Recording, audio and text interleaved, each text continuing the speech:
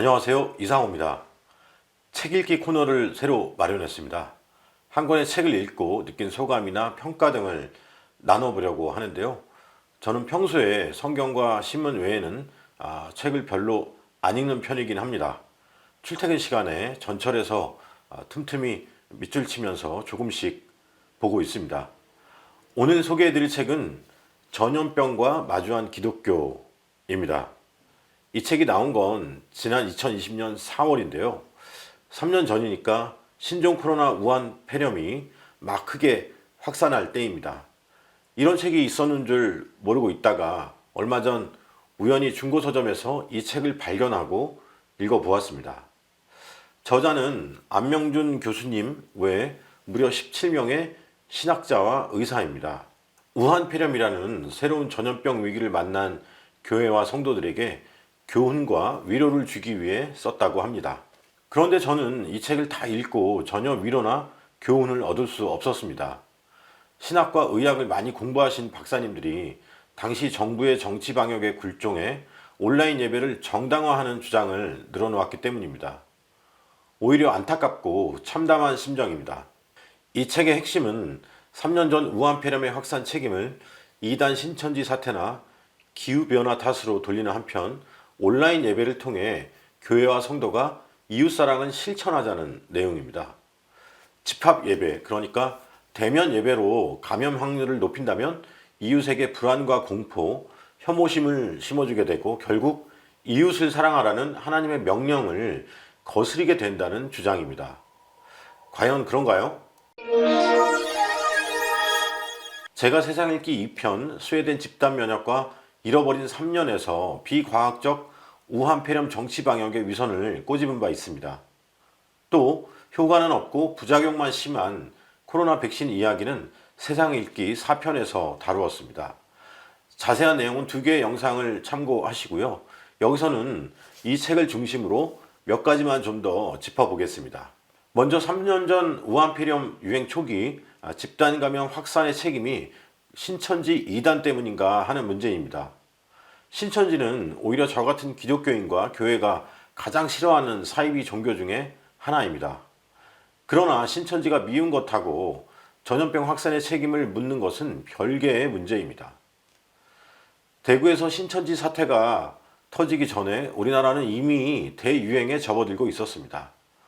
중국 우한에서 한창 우한 폐렴이 확산되었을 때 중국몽을 꾸던 문재인 정부는 이웃의 아픔이 우리의 아픔이라며 중국 입국자를 막지 않았습니다. 우리만큼 중국과 교류가 많았던 대만이나 홍콩과는 전혀 다른 접근이었죠. 대구에서 처음 신천지 신도가 감염된 건 2020년 2월 중순인데 전달인 1월 말에 중국의 새해 명절인 춘절 연휴로 중국에 갔다가 한국으로 돌아온 중국인이 무려 13만 명이나 됩니다. 코로나 바이러스의 잠복기가 최대 보름인 것을 감안하면 2월 중순에 집단 감염이 발생한 건 전혀 이상하지 않은 결과였습니다. 이때가 1차 대유행이었던 거죠. 특히 우리나라 요양병원 등에서 일하는 조선족 간병인도 상당수가 연초에 중국으로 갔다가 우리나라에 들어온 상황이었습니다.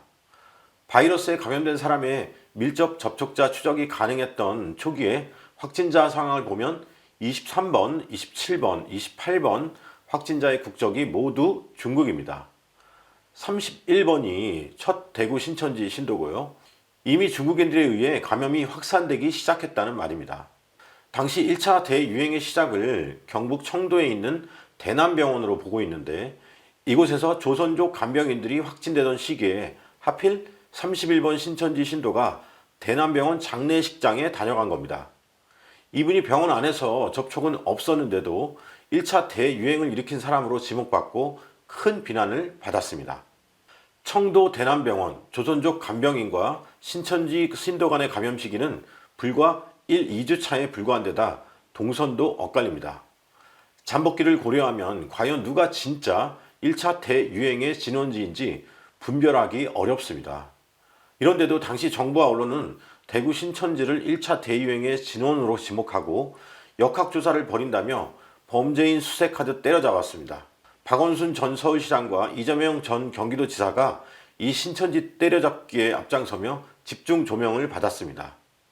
마치 중세 때 마녀사당과 같습니다. 기독교인들 중에도 신천지 잘 때려잡는다며 박수치는 이들이 많았습니다. 나중에 자신들도 당할 걸 몰랐던 어리석은 행동이었죠. 저도 신천지 이단을 종교적으로 옹호하고 싶은 생각은 없습니다. 하지만 신천지 신도 또한 대한민국 국민입니다. 국민으로서 갖는 기본권이 있다는 겁니다. 마구잡이로 압수수색 당하고 신상 털리며 비난받아서는 안 됩니다.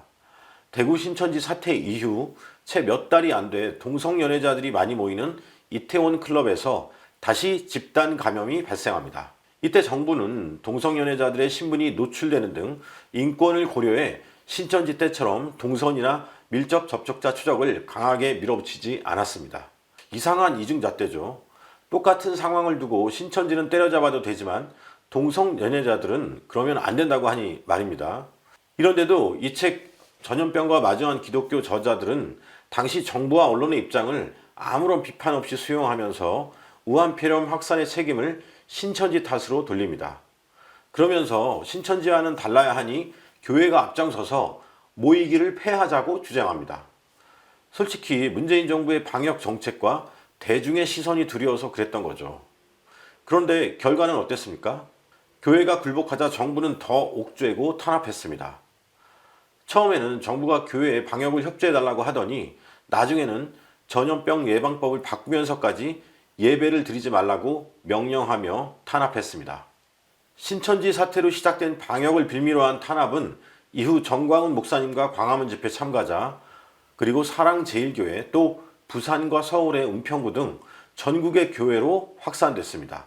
한시적으로 하자던 온라인 예배는 2주, 또 2주만 하다가 결국 3년이 되었고요.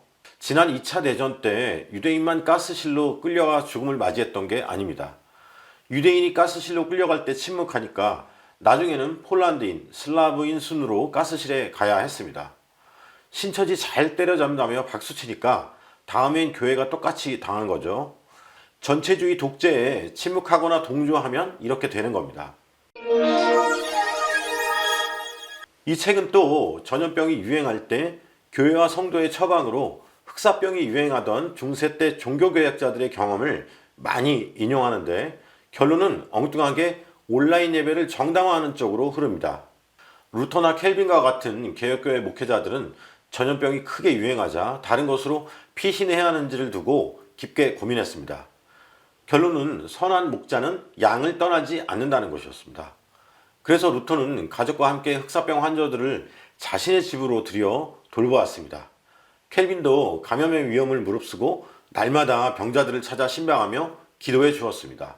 스위스에서 쯔빙글리는 흑사병에 걸렸다가 하나님의 은혜로 기적적으로 살아났습니다. 어디에도 지금처럼 사회적 거리두기를 했다거나 예배나 설교를 중단했다는 기록은 없습니다. 이것이 이웃사랑인 거죠. 그런데 이 책의 저자들은 종교개혁자들의 이웃사랑을 왜곡해 예배당 문을 닫고 각자 숨어 지내자고 한 것이죠. 이런 건 이교도들이나 하는 짓이었습니다. 초대교회 때도 전염병이 유행하자 이교도들은 아픈 사람을 내쫓고 가장 가까이 있는 자들이 먼저 도망쳤습니다. 병든 자가 죽기도 전에 거리에 버려지고 매장하지 않은 시신을 흙처럼 취급했습니다. 그리스도인은 이렇게 하지 않습니다. 이웃을 돌보며 오히려 더욱 하나님께 의지하고 간구했습니다. 한편 이 책에서는 흑사병이 크게 유행하던 당시에는 지금처럼 의학이 발달하지 않아서 흑사병의 원인균이나 감염 경로, 예방이나 치료법을 몰랐기 때문에 거리두기를 하지 않고 이웃을 돌볼 수 있었다고 이야기합니다. 과연 그랬을까요? 저는 그렇게 보지 않습니다. 당시에도 흑사병이 다른 사람에게 전염되는 병이라는 걸 알 수 있었습니다. 집안에서 한 명이 감염되면 같은 증상으로 다른 가족이 걸리고 다시 이웃이 감염되고 마을 전체가 쑥대밭이 되는 걸 똑똑히 보았으니까요. 원인이 되는 패스트균이 발견되고 항생제가 나온 건 나중의 일이지만 당시에도 흑사병이 전염병이라는 건 충분히 알 수 있었습니다. 또 성경에 박식했던 종교개혁 지도자들은 더욱 잘 알고 있었습니다. 구약성경 레위기에 보면 나병과 같은 피부병에 감염된 사람은 진영 밖에서 일주일 동안 격리하라고 나와 있습니다. 부정하기 때문이라고 하는데 다른 사람에게 전염되지 않게 하기 위해 하나님이 알려주신 방법이기도 한 거죠. 전염병은 고대부터 줄곧 있어 왔습니다. 감염을 피하려면 일단 피해야 한다는 정도는 알고 있었다는 말이죠. 그럼에도 불구하고 종교개혁자들은 흑사병을 두려워하지 않고 도리어 이웃을 돌보며 더욱 뜨겁게 하나님께 예배하고 기도했습니다. 그들이 무식해서 그랬다는 건 전혀 타당하지 않습니다. 지금은 그럼 그렇게 유식해서 전 세계적으로 우한폐렴에 7억 명 가까이 감염되고 또 700명 가까이 목숨을 잃었나요? 사회적 거리두기를 그렇게 열심히 했는데도 말이죠. 대한민국 건국 이래 그리스도인의 예배는 중단된 적이 없습니다. 6.25 전쟁 때도 하나님께 예배했습니다. 근래 유행했던 전염병 중에 신종플루나 사스, 메르스 때도 예배를 중단하지 않았습니다. 또 정교분리 원칙에 따라 국가 권력이 감히 예배를 드리라 말라 한 적이 없었습니다. 게다가 예배 때 소리내어 찬양하거나 기도하지 말라, 성경을 비치하지 말라는 등 예배의 내용과 형식에 간섭한 적도 없습니다. 오로지 지난 문재인 정부 때가 유일합니다. 문재인 정부가 가장 악한 이유가 여기에 있습니다. 그리스도인은 문재인 전 대통령과 그를 잇는 민주당을 절대 지지해서는 안 되겠습니다. 일제 식민지 때는 조선 총독부가 예배 때 신사참배를 강요했습니다. 많은 교회들이 여기에 굴복했지만 소수의 참된 목회자와 성도는 목숨을 잃더라도 굴복하지 않았습니다. 예배를 드릴지 말지 또 그 내용과 형식을 어떻게 할지는 하나님의 말씀에 따라 교회가 정할 일입니다. 정부나 다른 세상 권력이 이래라 저래라 할 수 있는 게 아닙니다. 만약 그런 걸 강요받는다면 목숨을 걸고서라도 지켜야 하는 게 참된 신앙이자 그리스도인의 의무입니다. 다른 사람 앞에서 예수님을 부인하면 예수님도 하나님 앞에서 우리를 부인하겠다고 하셨으니까요. 그런데도 이 책의 저자들은 너무나도 쉽게 정부 권력에 굴복하고 순진한 성도들에게 예배 중단, 즉 온라인 예배를 선동했습니다. 이들이 어리석은 가장 중요한 까닭은 교회가 무엇인지 모르기 때문입니다. 외국 유학까지 다녀오신 신학자들이 교회를 잘 모르니까 이런 일이 벌어졌습니다. 예배당이 커지다 보니 예배당을 곧 교회라고 착각하신 것 같습니다. 예배당은 건물이고 교회는 성도들의 모임을 말합니다. 모이지 않고서는 교회가 될 수 없다는 거죠. 모이기를 폐하지 말고 모이기를 힘쓰라는 이유입니다.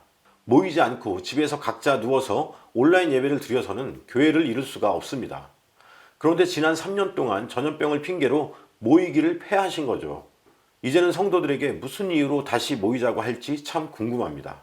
그동안 굳이 모이지 않아도 된다고 해놓고 이제 와서 전염병이 끝나가니까 다시 모이자고 하실 건가요? 아직도 확진자는 날마다 1만 명이 넘습니다. 3년 전 정부에서 처음 예배 드리지 말라고 할 때가 300명 수준이었습니다.